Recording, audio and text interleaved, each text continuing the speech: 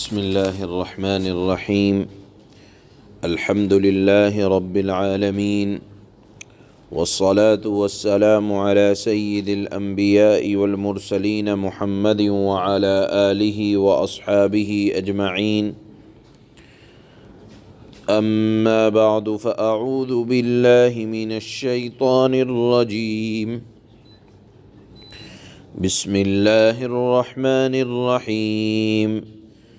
يا أيها الذين آمنوا لا تتخذوا الكافرين أولياء من دون المؤمنين أتريدون أن تجعلوا لله عليكم سلطانا مبينا إن المنافقين في الدرك الأسفل من النار ولن تجد لهم نصيرا إلا الذين تابوا وأصلحوا واعتصموا بالله وأخلصوا دينهم لله فأولئك مع المؤمنين وسوف يؤتي الله المؤمنين أجرا عظيما ما يفعل الله بعذابكم إن شكرتم وآمنتم وَكَانَ اللَّهُ شَاكِرًا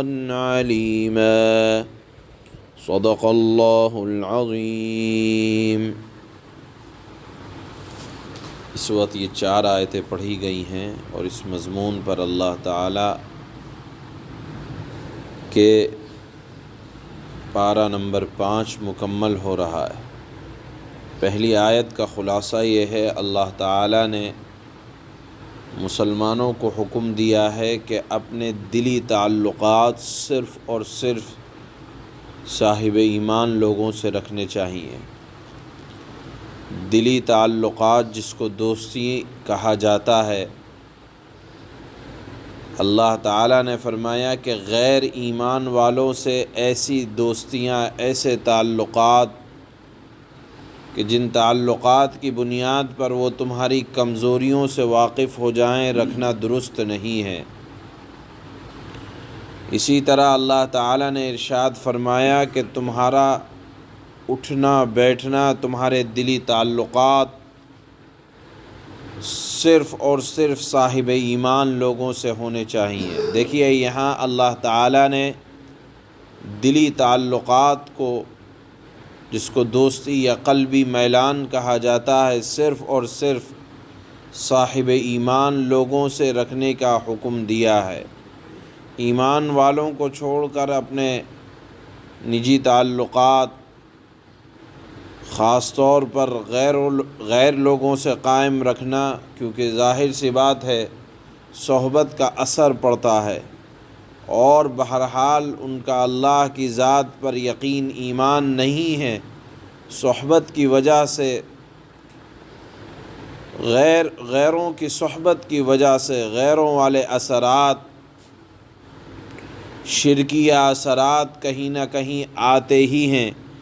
اس لیے اللہ نے فرمایا کہ تمہارے قلبی میلان، تمہارا اٹھنا بیٹھنا، زیادہ تر تمہارے تعلقات ایمان والوں کے ساتھ ہونے چاہیے. اس کے بعد اللہ نے ارشاد فرمایا، اگر تم اپنے تعلقات کو، اٹھنا بیٹھنا، اپنی مجلسوں کو، اپنی صحبتوں کو ایمان والوں کے ساتھ قائم نہ کرو گے، اور تم غیروں کے ساتھ اٹھنے بیٹھنے کی وجہ سے ان کے اثرات تمہارے اندر آ گئے، تو اللہ تعالیٰ جس طرح کا معاملہ ان کے ساتھ ہوگا، ایسا ہی معاملہ تمہارے ساتھ بھی ہوگا. اللہ تعالیٰ کو خالص ایمان پسند ہے. اس کے اندر ذرا شائبہ یا غیروں کی عبادت کے اثرات یا غیروں کی عبادتوں کے طریقے اللہ تعالیٰ کو ذرا پسند نہیں ہیں. اسی لیے فرمایا، أَتُرِيدُونَ أَن تَجْعَلُوا لِلَّهِ عَلَيْكُمْ سُلْطَانًا مُبِينًا، کیا تم یوں چاہتے ہو کہ اپنے اوپر اللہ تعالیٰ کی حجت صریح قائم کر لو؟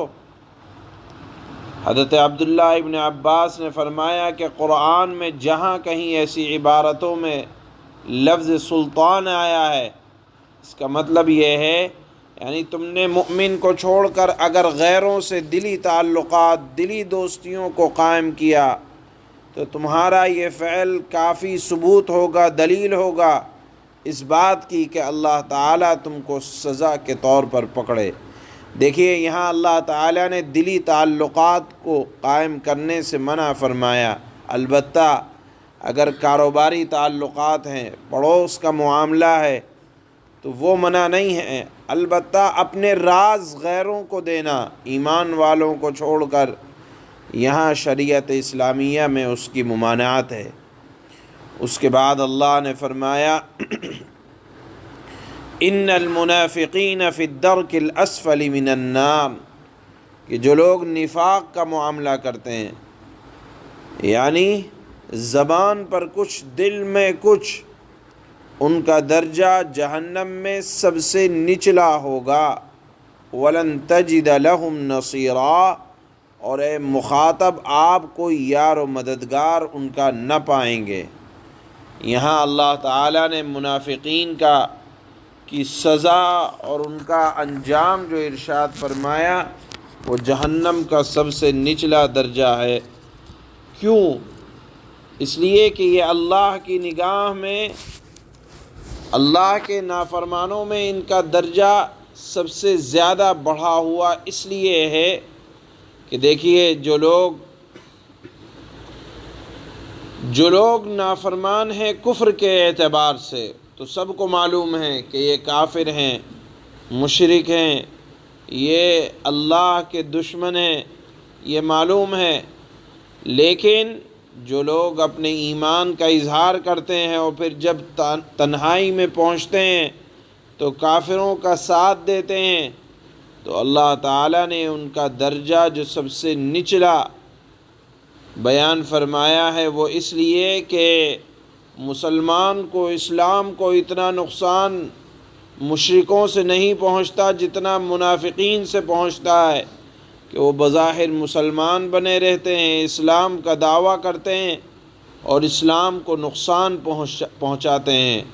تو اتنا نقصان غیروں سے نہیں پہنچتا جتنا نقصان منافقین سے پہنچتا ہے۔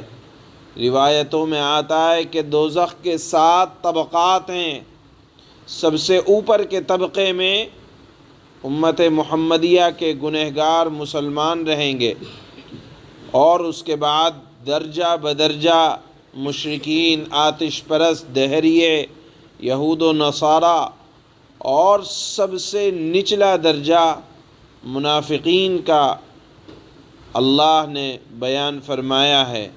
اس کے بعد سزا بیان کرنے کے بعد اللہ نے فرمایا کہ دیکھو اللہ تعالیٰ نے تمہیں سزا دینے کے لیے اس دنیا میں نہیں بھیجا، بلکہ اگر ٹھیک ہے کوئی غلطی ہو گئی تو اپنی اصلاح کر لو۔ اصلاح کا سب سے پہلا درجہ یہ ہے کہ اس گناہ سے توبہ کر لو۔ دوسرے نمبر پر جو تمہارے علم و عمل میں فساد آیا ہے، بگاڑ آیا ہے، اس کی اصلاح کر لو۔ تیسرا درجہ یہ ہے کہ اللہ کی رسی کو مضبوطی سے تھام لو، اللہ کے دین کے دشمنوں اور مخالفوں کا ساتھ چھوڑ کر اہل اسلام کا ساتھ دو، اللہ کی ذات پر مکمل اعتماد کرو۔ وَأَخْلَصُوا دِينَهُمْ لِلَّهِ، اپنے دین کو اللہ کے لیے خالص کر لو۔ خلوص نیت کی سچائی اپنے اندر پیدا کر لو۔ تو اگر یہ 4 کام ہو جائیں گے، جو کچھ گناہ ہوا اس سے توبہ کے بعد اپنے عمل کی اصلاح، اللہ کی رسی کو مضبوطی سے تھامنا، نیت کو خالص کر لیا، تو اللہ نے فرمایا کہ جو کچھ گناہ ہوا ہے میں اس کو معاف کر دوں گا۔ اور پھر سن لو، اللہ فرماتے ہیں آخری آیت میں کہ تمہیں جو کچھ اگر تمہارے اعمال کی وجہ سے پکڑ آئے گی تو وہ تمہارے اپنے کرتوتوں کی وجہ سے ہوگی۔ اللہ تعالیٰ نے تمہیں اپنے عذاب دینے کے لیے پیدا نہیں فرمایا۔ یہ بالکل 5ویں پارے کی آخر کی آیت کا خلاصہ ہے۔ چنانچہ اللہ فرماتے ہیں يا أيها الذين آمنوا لا تتخذوا الكافرين أولياء من دون المؤمنين أتريدون أن تجعلوا لله عليكم سلطانا مبينا۔ اے ایمان والو، مسلمانوں کو چھوڑ کر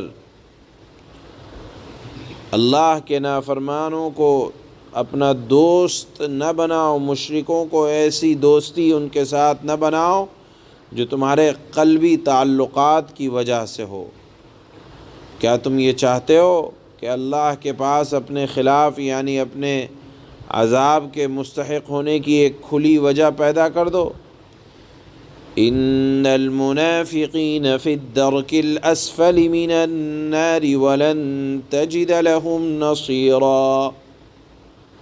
یقین جانو کہ منافقین جہنم کے سب سے نچلے طبقے میں ہوں گے اور ان کے لیے تم کوئی مددگار نہ پاؤ گے۔ إلا الذين تابوا وأصلحوا واعتصموا بالله وأخلصوا دينهم لله فأولئك مع المؤمنين وسوف يؤتي الله المؤمنين أجرا عظيما۔ البتہ منافقین میں سے بھی جو توبہ کر لیں، پہلی شرط۔ دوسری شرط اپنی اصلاح کر لیں، عمل کو صحیح کر لیں، اللہ کا سہارا مضبوطی سے تھام لیں گے اور اپنے دین کو خالص اللہ کے لیے بنا لیں گے تو ایسے لوگ مؤمنوں کے ساتھ شامل ہو جائیں گے اور اللہ مؤمنوں کو ضرور اجر عظیم عطا فرمائے گا۔ ما يفعل الله بعذابكم إن شكرتم وآمنتم وَكَانَ اللَّهُ شَاكِرًا عَلِيمًا۔ اے لوگو، اگر تم شکر گزار بنو گے اور صحیح معنی میں اللہ کی ذات پر ایمان لے آؤ تو اللہ تمہیں عذاب دے کر آخر کیا کرے گا؟ اللہ تعالیٰ تو بڑا قدردان ہے اور اللہ تعالیٰ سب کے حالات کا پوری طرح علم رکھتا ہے۔ سبحان اللہ۔